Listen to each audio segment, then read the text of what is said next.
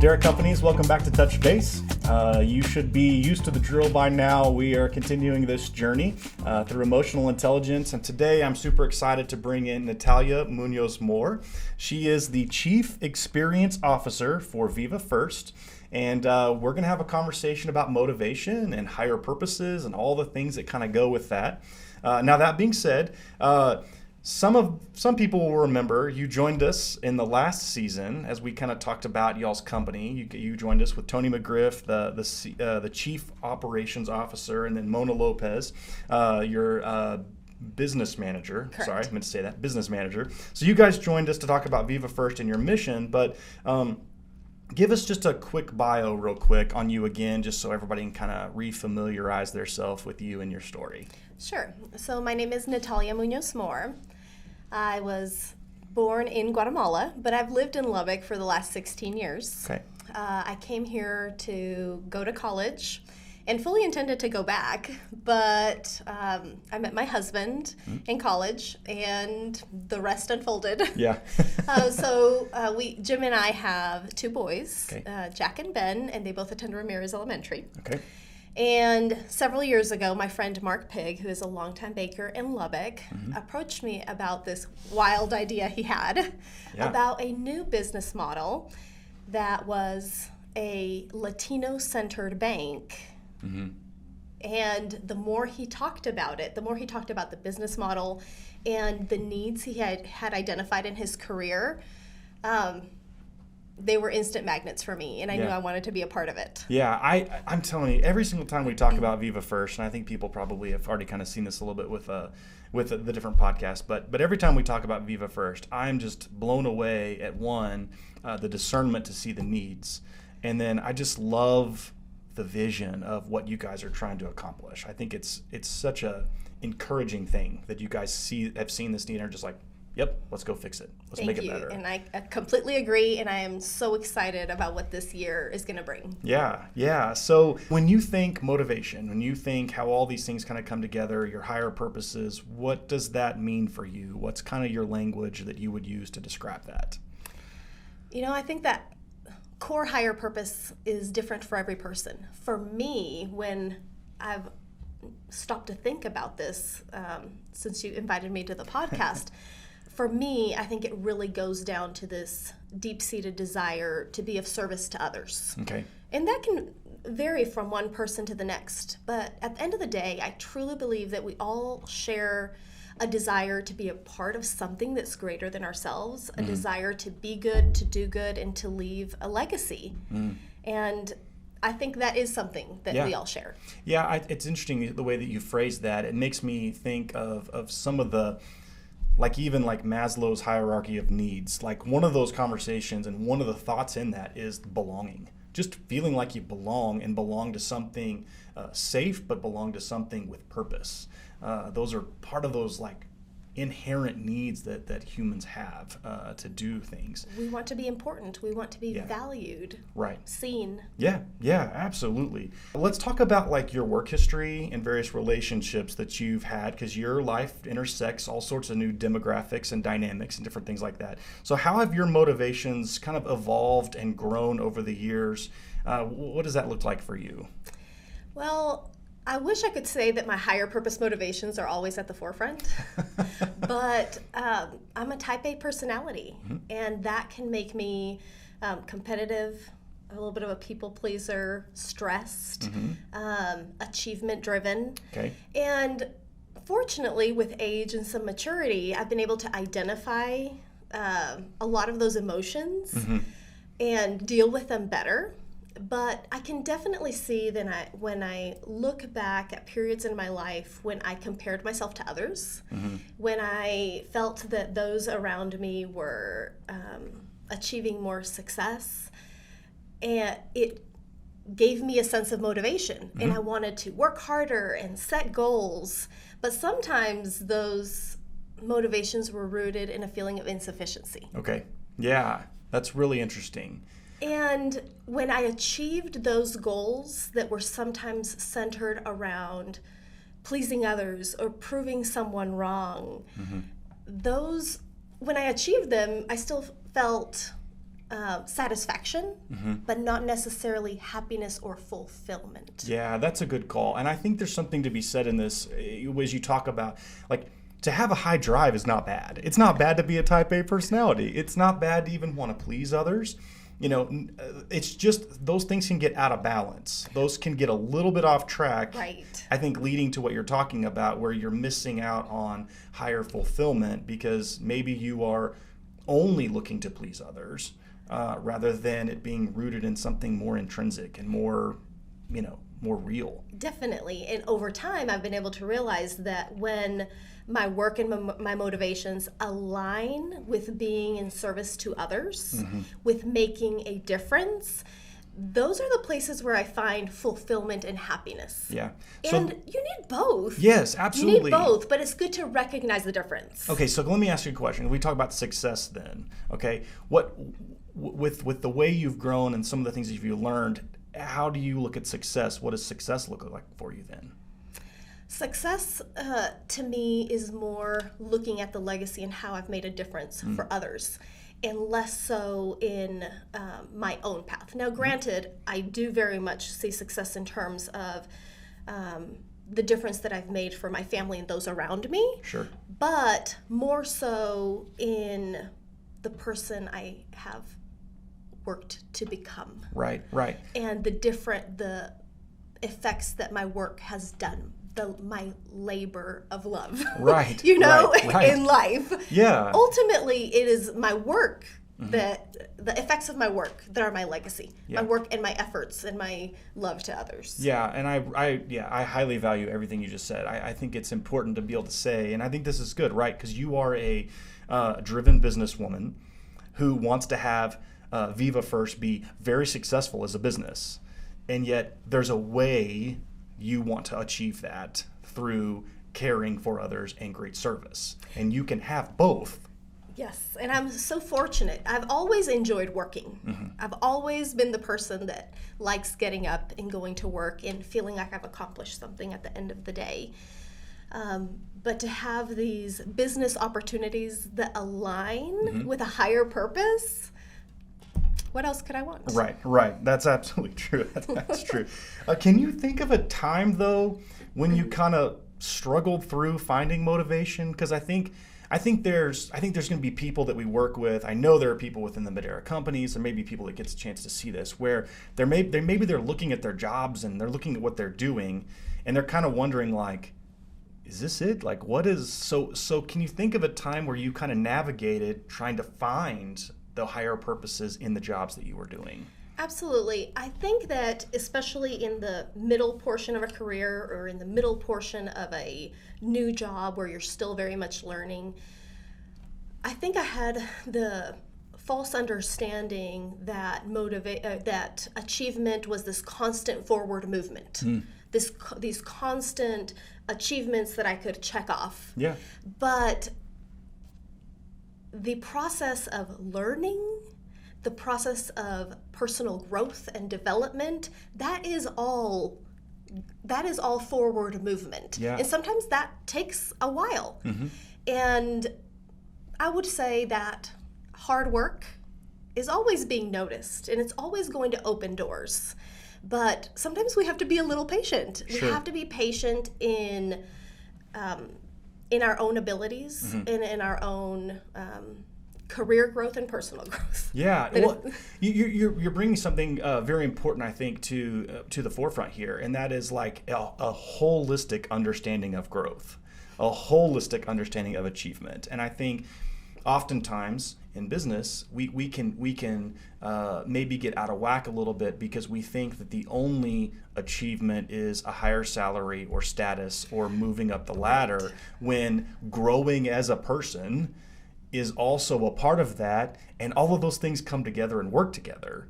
And I think that's why you can see, like, you can be high in IQ and low in EQ. Absolutely. And really struggle in life. You can be brilliant and have no idea how to grow as a person, which can limit your business ability and your upward movement, if you want to call it that. Absolutely. And I think sometimes we can be so focused on what we want our next move to be that we're not putting all of our effort and intention into what we're doing right now. Yeah. And when we focus on finding the joy in what we're doing now and doing the best that we can and making a difference in what we're doing now, that's what opens the door to the next thing. Yeah. So sometimes we're getting in our own way. Yeah, no, absolutely, absolutely. I think that's true. So in that though, there's a perseverance needed, right? Like there's a grit to like navigating those times, especially when they feel so discomforting or uncertain. What advice or what have you learned about, just kind of being gritty and persevering in those times? Sure. I've thought a lot more about this since I've had children. Whether grit is innate or learned, and how I can help my children develop that grit and motivation. And it looks very different for both of my kids. One of them is fearless, loves trying new things. He likes to win and is not defined by failure at all. He's just ready to take on the next thing. Good for him. And then my other child is such a perfectionist that he hesitates to take on new things because that fear of failure that is innate in any goal that we set, that he sometimes struggles with taking on new challenges. But when he does, he succeeds often because he's so well prepared and he's so willing to put in the work. But when he fails, it's really hard for him to get over that. Yeah.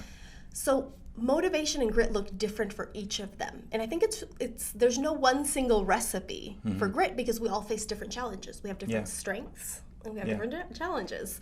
But I think that looks different for all of us. And I think at the end of the day, some of it is innate because those lie in our gifts. Yeah. But we have the ability to learn how to overcome those challenges. I think in the midst of what you're talking about, it's okay to fail, and you learn a lot about grit from failing. You learn a lot about persevering when you don't make it the first time. Right. And is it a failure or is it a deviation? And I think to the core of resourcefulness is flexibility and being realistic of what you have to work with. Yeah. And sometimes we are so laser focused on a goal that instead of taking opportunities that are coming along the way and embracing those deviations or that journey, that we perceive those as failures and then we stop. Yeah. No, that's I like that a lot because I think one, we'd all like life to just come easy. We'd all like that, right? But at the end of the day, some of the greatest joys are that you had to persevere in the journey. You had to deal with, no, I'm highly motivated for both good things and personal fulfillment and being a part of something bigger, but there's a journey to that, and you have to persevere, and there's a joy at the end of whatever the goal is because you went through some of those things. Absolutely. Yeah. Absolutely. So I think about this one story. When I first moved to Lubbock, I had just graduated, and I had some work experience from college, but I was mostly like a paper person. Nobody knew me in Lubbock. And Lubbock is highly relational. Sure. If somebody calls you and recommends a person, that verbal recommendation from somebody that you know is worth so much more than the perfect resume you were looking for. Sure. And that was something that was a very hard barrier to break from an outsider moving into Lubbock for the first time. So I remember I moved here and I did all the traditional things. This is before the internet. Internet, but maybe less so. No, indeed. Let's put it that way. That just made us look really old. So this is way before the internet. That was an incorrect statement. That was before the internet of today, yes, where you can job search and apply online. It was still very much like the fax in your resume time. Yep, that's funny. And so I was sending resumes left and right, getting the standard letters or the callbacks, but I was having a hard time getting in front of somebody. We're, again, newlywed. Every month that goes by, our savings are dwindling, and I really need to get to work. So I called my grandfather and I was kind of explaining to him the issue that I was having. So he said, okay, let's take a step back. Let's think about what are the major industries of the area that you're in. So, of course, we identified cotton, the universities, health centers. And then he said, okay, so who are some leaders that you might be able to get in and talk to? And at the time, there was the Hispanic Chamber of Commerce and the city manager, Mike Arizmenez at the time, the vice president of student affairs at Texas Tech. Yeah. So I made appointments with these people, and it was hard to get in there, but I was able to get into one, who then called a few other people. And basically there were just introductions of saying, I'm new to Lubbock, this is my resume, you're probably not hiring, but I just wanted a few minutes of your time to make an introduction, to tell you who I am. And it was those efforts to then open other doors that led me to my first job in Lubbock, which was in the cotton industry, which was one of the 3 industries that we had identified. So it was one of those exercises of when you're in the middle of a frustration to step back and think, okay, let's think bigger picture here and unconventional ways to address my problem. And I like that journey of discernment that you went through. I think the one thing that I also want to pull out of that, because when we talk motivations, we talk us having a holistic understanding of our higher purposes. Like, we don't do this alone, and no one can. And I think that's part of that journey of wrestling with our own motivations, is that we are to be, if we're going to be our greatest self, we are a resource, use your word from Mono, for others. And we need the resources of others, which I think gets back to the commonality and the common ground you talked about just a moment ago, of just being people. And that in our motivation, I want to grow in my ability to not just achieve as a person, but to help others achieve and to be a resource for them. Yes. Yeah, absolutely. When it comes to motivations, there's intrinsic motivation. And then there's extrinsic motivation, right? Sure. You got that internal stuff that is just like, it's attached to our identity, it's attached to our values, and we want to push towards these types of things, and we can grow and we can devolve sometimes in that too. But then there's also extrinsic motivation, right? Those outside pressures, outside motivations, and sometimes they're good, and sometimes they're not always that good. Sure. How do you balance that between being internally and externally motivated by things? Where do you find balance in that? You know, particularly with Viva First, where clearly, as I've explained, this satisfies an internal motivation to help Latinos in the United States who I feel a strong tie to, who I've worked with my entire time that I've been in the United States. I also have a very clear sense of obligation and responsibility to the individuals who have provided the resources to make this a reality. Yeah. And there has to be a balance there in being good stewards of the resources that we have, but also be committed to the higher purpose. Yeah. And realizing that they really can go hand in hand. Yeah. That the success of Viva First allows us to roll out and have more services available and grow the mission for the company. Yeah. While also being entrepreneurially successful. Yeah. Yeah. No, that's such a good answer. And I mean that. That's such a good answer, because you've just shown us a picture of how extrinsic motivation, that external pressure, you're accountable to the people who have invested their money in your business. That's not bad. No. That's not bad. In fact, it can be a good motivator to stay on track and to live it out. You can be accountable to your boss. You can be accountable to the discomfort that may come if you don't do what you're supposed to do, and still keep that paired with that internal value-driven motivation. I like that both of those can come together in a healthy way. Absolutely.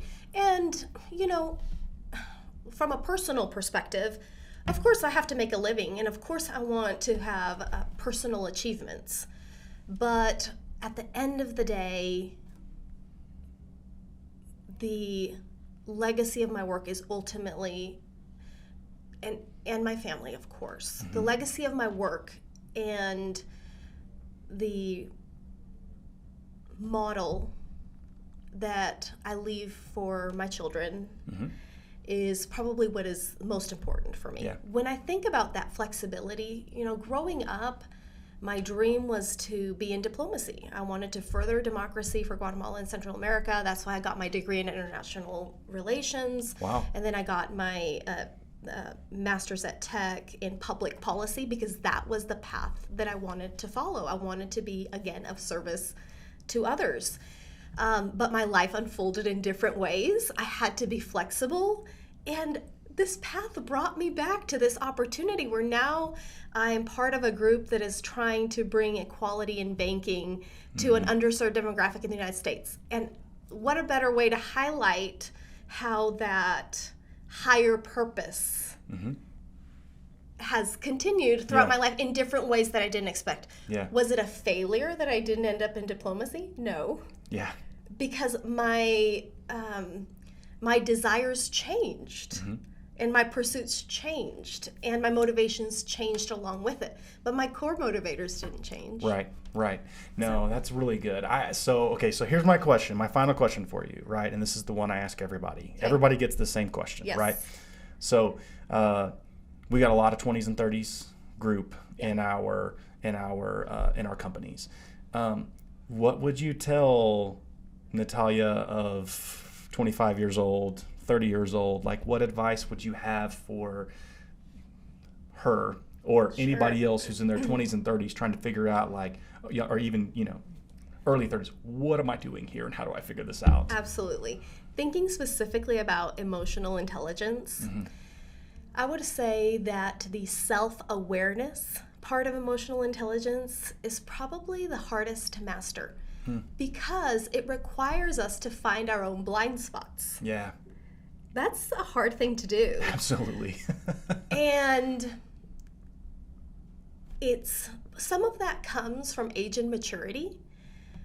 So inevitably, that self-awareness is a lifelong venture of learning about ourselves and how we react and behave to things.